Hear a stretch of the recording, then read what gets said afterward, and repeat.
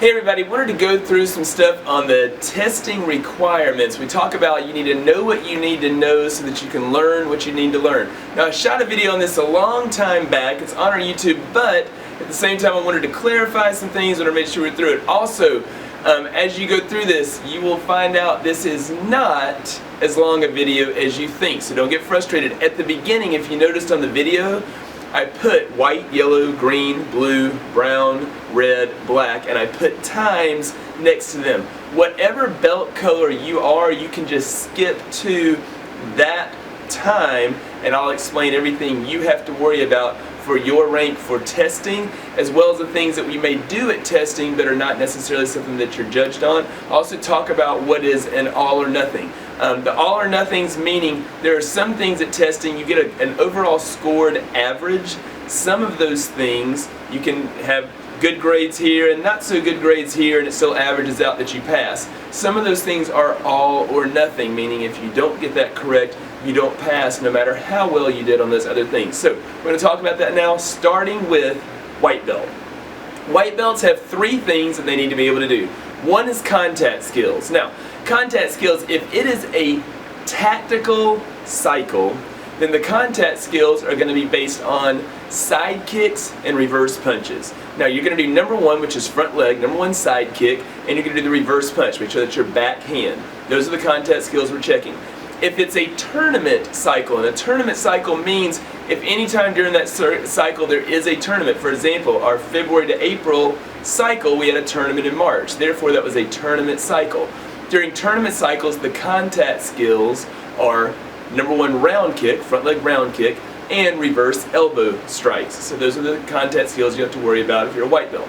In addition, you have Hoam form. You've got to do your Hoam form at white belt. And then lastly is your one steps. For one steps, if you are in a tournament cycle, you are doing numbers 4 and 5 of the basic one steps. Remember, the basic one steps can be found on video on your dashboard or on our YouTube channel. If you are in a tactical cycle, you're doing numbers 1 and 2 of the basic one steps, and if you're an adult, you're also doing number 3 of the basic one steps. So you'll have 3 of those if you're an adult. Now, yellow belt. You have 4 things to worry about at testing. Number 1 is your contact skills. For contact skills, if it is a tactical cycle, you'll be doing number 1 side kicks and you'll do reverse punches. If it's a tournament cycle, you will do number 1 round kicks and reverse elbow strikes. Also, you will be doing Hoam form. For Hoam form, that's exactly the same as what you learned at white belt. Nothing's been added to that, but we do expect it to look sharper than you did at white belt because we haven't added anything to it. Also, you'll still be doing your one steps. Again, if it's a tactical cycle, then you'll be doing numbers 1 and 2, and if you're an adult, number 3. If it's a tournament cycle, you'll do number 4 and number 5, the basic one steps. Also, you have a legacy form. You'll be doing the seed form as a legacy form for the testing. Now, for yellow belts, the Hoam form is all or nothing. If you do not get that correct at yellow belt, you are not able to advance to green belt regardless of how well your overall score comes out to be. Next is green belts. Green belts, you have several things that you'll be doing getting ready for testing. Some of the things at testing you will not actually be judged on, but we'll still have you do them just to make sure that you're acclimated and getting used to it. Now, for testing, if you are a green belt, you're going to be doing contact skills. If it is a tactical cycle, you'll do number 1 side kick, number 2 side kick, number 3 side kick, and reverse punches. If it's a tournament cycle, you'll do number 1 round kick, number 2 round kick, number 3 round kick, and reverse elbow strikes. For Hoam form, that is all or nothing for green belts. For one steps, if you are a level 1 green belt, if it's a tournament cycle, you're going to do numbers 1, 4, and 5. If it's a tactical cycle, you'll do 1, 2, and 4. If you're an adult in a tactical cycle, you'll do 1, 2, 3, and 4. If you are a level 2 green belt, you will do all of the one steps, the basic one steps that you have learned. So juniors would do 1, 2, 4, and 5. Adults would do 1, 2, 3, 4, 5. In addition, if you are a level 3 green belt, and you're no longer doing basic at level 3, you will do number 1 of the advanced one steps for level 3. Now, another thing that you're going to be doing is the combination of the cycle. Your combination of the cycle is something that you pick. The requirement for that is your front leg does any kick you want to do, jab, reverse punch, and then your back leg does any kick you want to do. For example, front kick, jab, reverse punch, round kick. Just something basic. No spin moves, no advanced techniques, no jump kicks, anything like that. Just basic. Could be a side kick, punch, punch, hook kick. Could be a hook kick, punch, punch, front kick. Whatever works for you. But make sure that you keep that combination consistent. So when you are tested on it, if we count and you throw front kick, jab, reverse punch, round kick, then we count again and you throw round kick, jab, reverse punch, side kick, you haven't kept the same combination. You have to do the same combination each time that we count. So whatever you choose, you'll stick with for that cycle. Now, on top of that, you have sparring, and your sparring requirements at green belt are that you are basically willing to spar. What we're looking for is just to see you active and see you in there sparring. To not pass sparring at green belt means that you spent the majority of the time running away, shying away, backing down, and that's something that if you're currently running away from the person as you're sparring, then you're going to need to be a little bit more brave, a little more courageous before we can move you up. Once we know that you've got that courage to stay in there and spar, then we can work with that and we can advance you. In addition, there's a couple of things that you're going to be doing that you're going to be training on that are not necessarily tested for you at testing. So, first of all, one of those things is board breaking. Board breaking, you'll choose one technique and you'll break a board. You do not have to break it successfully at green belt. Technically, that's not required to blue belt. We just like to get you the feel of having that moment in testing where you have to break so that you'll be ready down the line.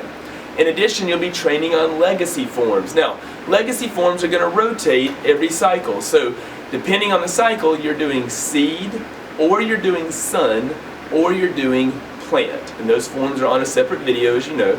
But it'll be seed, or sun, or plant. However, at testing, you will not do those legacy forms, not until you're actually a blue belt. Then you have the last thing is your ECAS if you are age 10 or older. Again, for ECAS, what we're looking for, first of all, is to see that you are using what we call illegal techniques, such as elbows, knees, basically things you're not allowed to do when you spar, and that you're attacking illegal targets, below the belt, the throat, the face, the back. Again, areas you cannot attack when you spar, just to make sure you're well-rounded in self-defense. With that in mind, however, you are not judged at green belt on your ECAS performance. Again, we're just letting you get acclimated to that. Now, blue belt. At blue belt, to start off, you have your contact skills. Your contact skills are for a tournament cycle, a number 1, a number 2, and a number 3 round kick, and a reverse elbow strike. For a tactical cycle, you have a number 1, number 2, number 3 side kick, spin side kick, and reverse punch. Blue belts, you also have Hoam form, which is all or nothing. If you cannot do your Hoam form successfully, you do not pass to the next rank. You also have your one steps. You're doing number 1 and number 2 of your one steps, the advanced one steps for your one steps. So you're now no longer in the basic, you are now doing both of those advanced one steps. You also have your legacy form. Depending on the cycle, you'll either be doing seed or sun or plant for your legacy form. Make sure that you get that learned and trained on early so it looks very sharp. Sparring, we're now looking to see some specific things in sparring. We want to see that you can effectively use front kicks, round kicks, side kicks, hook kicks, crescent kicks, spin kicks, combinations, and keep your hands up. And keep in mind, when I say effectively, That means that you cause one of three reactions in the person you're sparring. Either that person dodges the technique you throw, that person blocks the technique you throw, or that person gets hit by the technique that you throw. In other words, if you're 10 feet away and you throw a spin crescent kick, that does not count. We do not check that off of our list as a spin nor as a crescent kick. We don't check that off because you just threw it. You didn't effectively use it. In addition, you have your combination of the cycle. Your combination of the cycle requirements are a number 1 kick, jab, reverse punch, number 2 kick, and then any advanced technique. It can be a spin kick or a jump spin. It's up to you. Any advanced technique that you want to do after that. You have your ECAS if you are 10 or older. We are looking to see that you are using illegal techniques and that you are attacking illegal targets. We want to see that you are well-rounded. So the things that you're not allowed to do when you spar are the things that we want to see you do in ECAS. And then last of all, you have board breaking. For your board breaking, you need to make sure that you choose one technique that you're very good at, but board breaking is all or nothing, so you must be successful in your board breaking to pass testing. Brown belts. Brown belts for contact skills. If it's a tactical cycle, you have number 1, number 2, and number 3 side kicks. You have spin side kicks, you have jump side kicks, and you have reverse punches. If it's a tournament cycle, you have number 1, number 2, and number 3 round kicks. You have jump round kicks, and you have reverse elbow strikes. Hoam form is all or nothing. One steps. You have number 1 and number 2 of the advanced one steps. You will practice legacy forms, but you will not be tested on them. The ones that you're learning are going to be cycled through water, earth, and fire, but you will not have those at testing. Sparring, we're looking to see that you are using front kicks, round kicks, side kicks, hook kicks, crescent kicks, spin kicks, and jump kicks effectively. We also want to see combinations and keep your hands up. For ECAS, again, we're wanting to see that you are using illegal targets and illegal techniques, and that you are moving left, right, and showing a lot of variety, a lot of change-ups, sometimes going in and blocking, sometimes dodging, etc. For your board breaking, you will have one technique that you are required to do. You must be successful. It is all or nothing for board breaking. Combination of the cycle will be a front leg double kick, jab, reverse punch, back leg single kick, and then one advanced technique. Red belts. Red belts for contact skills.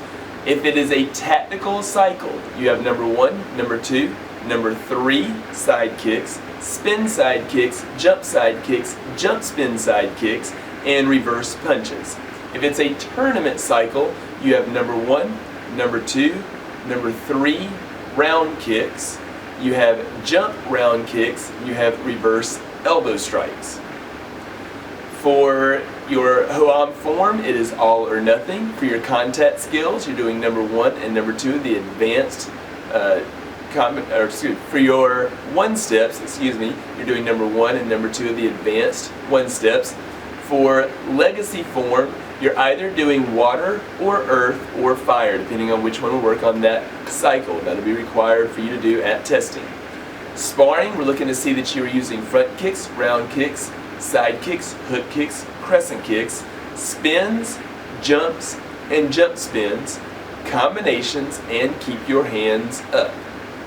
For your combination of the cycle, it is double kick, jab, reverse punch, double kick, and then one advanced technique. ECAS, again, we're looking to see that you're moving left and right. You have a lot of variety, that you're getting in and blocking, sometimes getting out and dodging. In addition, we want to see that you're attacking illegal targets and that you're using illegal techniques. Board breaking, you will be required to successfully break 2 boards for board breaking. Not 2 boards, 2 different breaks. So you may choose front kick and elbow, it might be side kick and hammer fist, it might be front kick and side kick, whatever it is you choose. But board breaking is all or nothing, so you must be successful on your board breaking in order to pass testing. Black belts. Now black belts, as you know, you test every 4 months. As far as the requirements for your testing, contact skills. you will do, if it is a tournament cycle, actually black belts, you're always in a tactical cycle as far as the way that your testings fall. So your contact skills are going to be number 1, number 2, and number 3 side kick, spin side kick, jump spin side kick, reverse punches, and I'm probably going to add something else, maybe a couple of other things in there, just depending on what I feel like doing that day. So be ready for other options on side kicks. In addition, the Hoam form, you must get that correct. That is all or nothing. Your one-steps, you will do the 2 advanced one-steps to work on the cycle, plus one-step on your own that you have made up. It'll be up to you what you do. Is a one-step of your choice. Legacy form. If you are, as far as what we're working on and what you're testing on, if you are a level 2 or a level 4 of whatever rank, so a 1st degree level 2 or a 3rd degree level 2 or a 2nd degree level 4 or whatever, you're level 2 or level 4 of that degree, then you will be tested on your legacy form.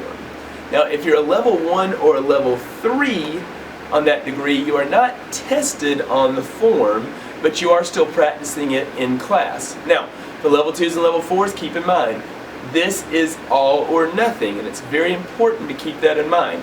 Basically, because you don't test on it at level 1 or level 3, you have an overall 8 months to learn your legacy form. If you do not have a legacy form learned in 8 months, in my opinion, you do not deserve to pass your testing. So you have 8 months to work on that and to get it learned. Make sure that you work on it and get it learned. It must be correct for you to pass testing. Now, as far as which ones we're working on, 1st degree, level 1 and level 2, do the sky form. 1st degree, level 3, level 4, do the tiger form. 2nd degree, level 1 and level 2, do the oak form. 2nd degree, level 3 and level 4, do the eagle form. 3rd degree, level 1 and level 2, do the ocean form. 3rd degree, level 3, level 4, do the river form. Those are the things that you are working on at your ranks as far as your legacy forms go. Now, on top of those things, you have your sparring. Sparring, we're looking to see a lot of sharpness. By now, at this point, you know what is required of you at sparring. You know those things that we're looking for. We need to see all of those different techniques: front kicks, round kicks, side kicks, hook kicks, crescent kicks, spin kicks, jump spin kicks, combinations, keep your hands up. In addition to that, we want to see axe kicks and twist kicks, so don't forget to add those in there. Your combination of the cycle is a double kick with the front leg, jab, reverse punch, double kick with the back leg, and then 2 advanced techniques of your choice. ECAS, we're looking to see that you are using your angles, that you're having a lot of variety, we're making adjustments, and obviously that you are using illegal techniques and doing or attacking illegal targets. Board breaking, you will do 3, and board breaking, don't forget, is all or nothing. You will do 3 board breaks of your choice, 3 techniques of your choice for board breaking. So those are the things that we have set for your ECAS, so those are the things that we have set for your testing, and I hope this video has been helpful. Make sure that you learn, we focus on learn, improve, perfect. Make sure that you learn these things as early as possible so that we can improve and perfect them as quickly as possible.